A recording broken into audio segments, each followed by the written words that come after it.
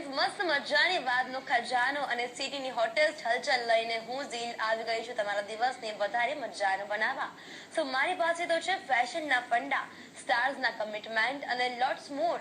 So let's start this roller coaster ride called મજાની life.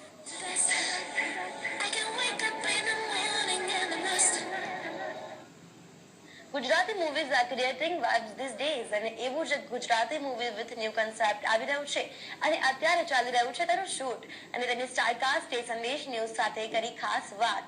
Let's check it out.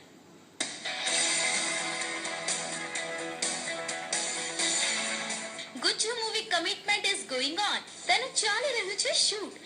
નામ સાંભળીને જ થતું હશે કે આ તો કોઈ લવ સ્ટોરી હશે, બટ યુ આર મિસ્ટેકિંગ. આ સ્ટોરી છે ડોક્ટર્સ અને ફાર્મસી સેક્ટરમાં ચાલતા ભ્રષ્ટાચારની અને રિસન્ટલી જ આ મૂવીની લીડ સ્ટાર કાસ્ટ માનસ શાહ અને મૌલિકા પટેલે કરી સંદેશ ન્યૂઝ સાથે ખાસ વાતચીત. ગુજરાતી મૂવી ઘણી બધી આવી છે અને સાથે સાથે એવી પણ ગુજરાતી મૂવીઝ આવી છે કે જે રિયલ લાઈફમાં રિલેટેડ કરે છે. એવી જ એક મૂવી અપકમિંગ કમિટેડ જેની સ્ટાર કાસ્ટ મૌલિકા આપણી સાથે છે. તો ચાલો ડાયરેક્ટ વાત કરીએ એમની સાથે. વેલકમ ટુ સંદેશ. Thank you. Okay, first of all તમે મૂવીઝ કરેલી છે ગુજરાતી મૂવી અને આ મૂવીમાં એક અલગ એક્સપિરિયન્સ છે. કેવા પ્રકારનો રોલ તમે આમાં ભજવો છો? બેઝિકલી આમાં મારું નામ પ્રિયા છે, પ્રિયા મહેતા, જે MA BEd સ્ટુડન્ટ છે. એજ્યુકેટેડ હોવા છતાં એક નાનકડા ગામમાં સેવા આપતી હોય છે. એની ફોઈ છે કે જે ડૉક્ટર છે અને એક નાના લાઈક બધા ગામને સેવા આપે છે, તો એનાથી ઇન્સ્પાયર થયેલી છે. જે રીતે તમે મૂવીઝની અત્યારે શૂટિંગ ચાલી રહ્યું છે, કયા પ્રકારની મસ્તી થાય છે અને કેવી મજા આવે છે તમને શૂટિંગ દરમિયાન? બહુ જ બધી. લાઈક મને એટલી સરસ ટીમ મળી છે કે પ્રોડક્શનથી લઈને સ્પોટ બોયથી લઈને બધા જ બહુ જ સપોર્ટિવ છે કે જ્યારે તમને કંઈ પણ વસ્તુની જરૂર પડે કદી માંગવી નથી પડતી એમ. તો બહુ જ મજા આવે છે આ ટીમમાં. અપકમિંગ ગુજરાતી મૂવીમાં હીરોનો રોલ ભજવતા એવા એક હીરો સાથે આપણે વાત કરીએ જે ખુદ એક MRનો ભાગ ભજવે છે, જેમની કમિટમેન્ટ મૂવીમાં ખૂબ જ મોટો રોલ છે. Hello, welcome. હેલો, સંદેશના તમામ દર્શકોને મારા નમસ્કાર. ઓકે, ફર્સ્ટ ઓફ ઓલ તમે જે પ્રમાણે મૂવીમાં ફર્સ્ટ છો, તો કેવો એક્સપિરિયન્સ રહ્યો ફર્સ્ટ ટાઈમ ગુજરાતી મૂવી કરવાનો? સુપર. એટલે વિચાર્યું નહોતું કે આટલું સરસ એક્સપિરિયન્સ રહેશે, પણ ખરેખર સરસ રહ્યો. કારણ કે સ્ટોરી સારી છે, કંઈક નવું છે, ટીમ એટલી સરસ છે કે કામ કરવાની ધગસ વધી જાય છે, ઉત્સાહ અલગ છે. સો આઈ એમ લવિંગ ઇટ. જે પ્રકારે તમારો MRનો રોલ છે, ફર્સ્ટ ઓફ ઓલ સ્ક્રિપ્ટમાં મીન્સ કે તમારા રોલમાં શું કહેવા માંગો છો તમે દર્શકો? રાજ મહેતાનો રોલ હું પ્લે કરું છું. રાજ મહેતા એક બહુ જ એન્થુસિયાસ્ટિક છોકરો છે જેને જીવનમાં પોતાની એક જે ગોલ છે ત્યાં સુધી પહોંચવું છે, એટલે મહેનત કરે છે, આગળ વધે છે, સાથે સાથે એક સરસ એક છોકરી સાથે પ્રેમ થઈ જાય છે. તો સ્મૂથ એની લાઈફ જઈ રહી હોય, જે આપણે કહીએ ને કે દરેક માણસ એવું વિચારતો છે કે મારી આવી લાઈફ હોવી જોઈએ, સ્મૂથ જઈ રહ્યો છે.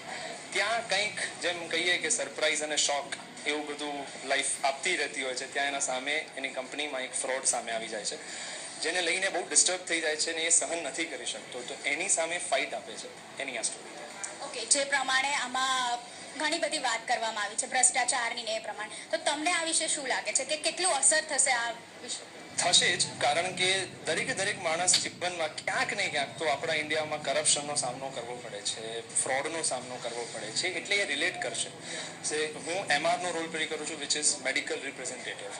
પણ એવું નથી કે સ્કૂલવાળાના કરપ્શનમાં મને ખબર નથી કે બધી જગ્યાએ કોઈકનું કોઈક થતું હશે. તે કરપ્શન મુદ્દો તો એક જ છે. તો ક્યાંક ને ક્યાંક જે ફ્રોડ રિલેટ કરશે અને એનાથી અમને ઘણી શીખ મળશે, કારણ કે ફાઇટ બેક કેવી રીતના કરવાની. ઘણી વખત હિંસા પર આપણે ઉતરી જતા હોય છે, એની જરૂર નથી. But we are very much strong with our determination કે અમે લોકો એમાં હિંસા કરતા અમે એની લડત, જે ગાંધીજી જે વન ટાઈપ ઓફ હતું, તો કાઇન્ડ ઓફ લડત અમે બતાવી છે. તો કેવો એક્સપિરિયન્સ રહે છે આ ફાર્મસીની આખી એ પ્રોસેસને સમજવાનો અને કેવી ચાલે? હું મારી જાતને છે ને એટલો ભાગ્યશાળી સમજું છું કે એક અભિનેતા જે એક વ્યક્તિ છે જે જીવનમાં ઘણા બધા રોલ ભજવી શકે છે અને ચાન્સ મળે છે. સો ફર્સ્ટ ટાઈમ આ કર્યું તો સરસ આમ ટાઈ વાઈ લગાવીને એકદમ સોફેસ્ટિકેટેડ થઈને જવાનું, એ એક્સપિરિયન્સ બહુ સરસ છે. ઘણું શીખવા મળતું હોય છે, ઘણી બધી અંદરખાને કે કેવી રીતના પ્રેઝન્ટેશન આપવું. એક ડૉક્ટરને જ્યારે એક MR મળતો હોય છે તો કેવી રીતના એનું પ્રોસેસ પકડે છે, કેવી રીતના એમના સાથે ડીલ કરે છે, સે બધી જ વસ્તુઓનો એક્સપિરિયન્સ આમાં મળ્યો. અને આમ લકી કે કદાચ મારે સાયન્સ લેવાની જરૂર ના પડી થઈ ગયું. અપકમિંગ કોઈ એવા પ્રોજેક્ટ્સ જે આને રિલેટ કરે? બેઝિકલી હું હિન્દી TV શોઝ બહુ કરું છું. અત્યાર સુધી બસ 7-8 શોઝ મેં કર્યા છે. આગળ પણ એક ઝી ટીવીનો શો આવી રહ્યો છે જેનું શૂટિંગ આ મહિનાના 25 તારીખથી થાય છે. એક હિન્દી ફિલ્મ છે જેનું અત્યારે ટાઇટલ ટેન્ટેટિવલી આઘાત છે.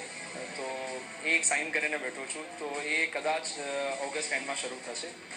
આ મૂવીના રાઇટર તથા ડિરેક્ટરે પણ સ્ટોરી અને મૂવી વિશે સંદેશ ન્યૂઝને આપી થોડી ઇન્ફોર્મેશન. કમિટમેન્ટ આખું એક કંપની તરફ એનું બતાવવામાં આવ્યું છે કે કંપનીમાં જે કંઈ એક્ટિવિટી, જે કંઈ મેડિકલ રિપ્રેઝેન્ટેટિવ, જે કંઈ માર્કેટિંગ સ્ટ્રેટેજી જે થતી હોય છે એના પર તે કમિટેડ હોય છે. પણ એક ઇન્ટરવલ કે એના પાર્ટ પછી અમુક વસ્તુઓ એ સમાજમાં કે જેની ઘેરી અસર ખરાબ થતી હોય છે કરપ્શન લેવલમાં, તો એ ઓબ્ઝર્વ કરે છે અને એને પછી અચાનક એ કમિટમેન્ટ એ જે કંપની તરફ કમિટેડ હોય છે એ પછી એ સમાજ પ્રત્યે કમિટેડ થાય છે.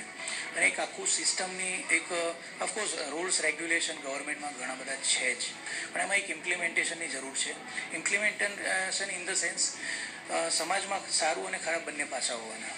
તો ખરાબ જે પાસું છે એમાં થોડું ઇમ્પ્લિમેન્ટેશન એક સિસ્ટમમાં થોડુંક સુધાર લાવીને કરી શકાય છે કે જેના કારણે થઈને ફિલ્ડમાં પેશન્ટો, દર્દીઓ કે જેમને એક ભોગ બનવું પડતું હોય છે કે દવાઓના કરપ્શનનો અને એનું, અને એની સામે મેડિકલ રિપ્રેઝેન્ટેટિવને માર્કેટિંગ એક્સપ્લોટેશનનો ભોગ બનવું પડતું હોય છે. વર્ષો સુધી જોબ કરવા છતાં કોઈ પ્રમોશન નહીં, કોઈ યાદ નહીં. ઘણી બધી કંપનીઓમાં આમથી આમ ચેન્જ કરવું પડતું હોય છે એ લોકોને.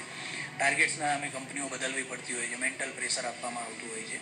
એક આના પ્રત્યે આખું એક મૂવી આપવામાં આવ્યું છે કે કંપનીના પ્રત્યે વફાદાર, એક કમિટેડ હોવા છતાં એને આફ્ટર ઓલ માર્કેટિંગ સ્ટ્રેટેજીનો ભોગ એમઆરને બનવું પડતું હોય છે અને આફ્ટર ઓલ છેલ્લે પેશન્ટને બનવું પડતું હોય છે. એ એક અલગ પ્રકારની વાર્તા વિષય વસ્તુ લઈને આવે છે અને દવાઓના વ્યવસાય સાથે સંકળાયેલા વ્યક્તિઓ, એની સમાજ ઉપર શું અસર થાય, સમાજમાં રહેતા બીજા કેરેક્ટર ઉપર શું અસર થાય, એવી સરસ મજાની અનોખા પ્રકારની વાત લઈને આવતી આ ફિલ્મ કમિટમેન્ટ છે.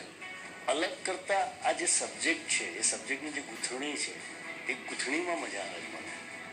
જનરલી શું હોય કે ફેમિલી ડ્રામા કરતા હોય ત્યારે અમે લોકો ટ્રોલી મારીને લાંબા લાંબા શોર્ટ લઈને ડ્રામા બિલ્ડઅપ કરી શકીએ. આમાં બહુ પાતળી રેખા પર અમે લોકો કામ કરી રહ્યા છીએ કે એમના જીવન પર. તો ત્યારે ડિરેક્શન પોઈન્ટ ઓફ વ્યૂથી કે આર્ટિસ્ટના પરફોર્મન્સ પોઈન્ટ ઓફ વ્યૂથી એમાં બંને પદ્ધતિ જુદી થઈ જવાની છે. અને એ અમે સતત કોન્શિયસ રહીને અત્યારે કામ કરીએ કે કેરેક્ટર અમારું બિલ્ડઅપ થાય અને છતાંય આજના ઓડિયન્સને જે ગમે છે, જે ટેકિંગ ગમે છે, જે ટેકિંગ એમના હાવી થઈ ગયા છે ઓડિયન્સના મનમાં, તો એને સંપૂર્ણ ન્યાય મળે કે ઓડિયન્સ પિક્ચર જોવા આવે તો એને એમ ના થાય કે મારા પૈસા પડી ગયા. અને એક કમિટમેન્ટ હું આપું છું કે જે ઓડિયન્સ આવશે એને આ ફિલ્મ અદ્ભુત લાગશે અને બહુ જ ગમશે. માત્ર કોમેડીની જોનરામાંથી બહાર નીકળીને હવે ગુજરાતી મૂવીઝ બની રહી છે એક્સપેરિમેન્ટલ. ત્યારે હવે જોવાનું એ છે કે દર્શકો આ કમિટમેન્ટની સાથે કેવું કમિટમેન્ટ નિભાવે છે. કિરાંગી નાયક, સંદેશ ન્યૂઝ, અમદાવાદ.